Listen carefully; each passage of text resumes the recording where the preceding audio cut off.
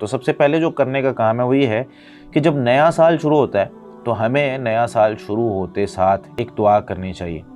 جب مہینہ شروع ہوتا ہے یا سال شروع ہوتا ہے، نبی مکرم صلی اللہ علیہ وسلم صحابہ کرام کو ایک دعا سکھاتے تھے۔ یہ دعا المعجم الاوسط امام طبرانی رحمۃ اللہ علیہ کی اس میں بھی موجود ہے، حدیث نمبر، بلکہ اس میں جلد نمبر 6 صفحہ 221 ہے۔ اور یہ جو حدیث ہے معجم الاوسط کی، اس میں ایک راوی ہیں رشتین بن سعد جو کہ ضعیف ہیں۔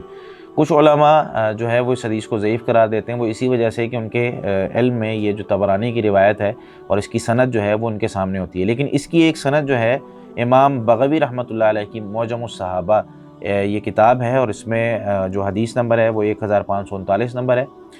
اس میں جو سند ہے وہ صحیح ہے، جس کو حافظ ابن حجر رحمۃ اللہ علیہ نے الاصابہ میں جلد نمبر 6 صفحہ 407 پر صحیح قرار دیا ہے، اور صحیح بخاری کی شرح پر صحیح قرار دیا ہے۔ اس میں الفاظ کیا ہیں کہ عبداللہ بن ہشام کہتے ہیں کہ کان اصحاب رسول اللہ صلی اللہ علیہ وسلم یتعلمون هذا الدعاء كما يتعلمون القرآن اذا دخل الشهر وبالسنة، کہ نبی مکرم صلی اللہ علیہ وسلم کے صحابہ جیسے قرآن سیکھتے اور سکھاتے تھے ویسے اس دعا کو سکھاتے تھے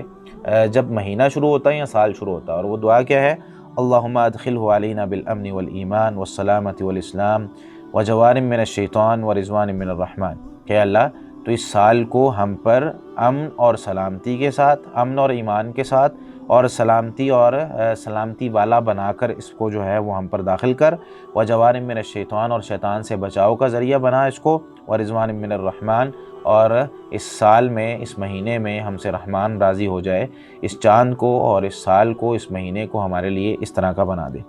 تو ہمیں سب سے پہلے تو دعا کرنی چاہیے۔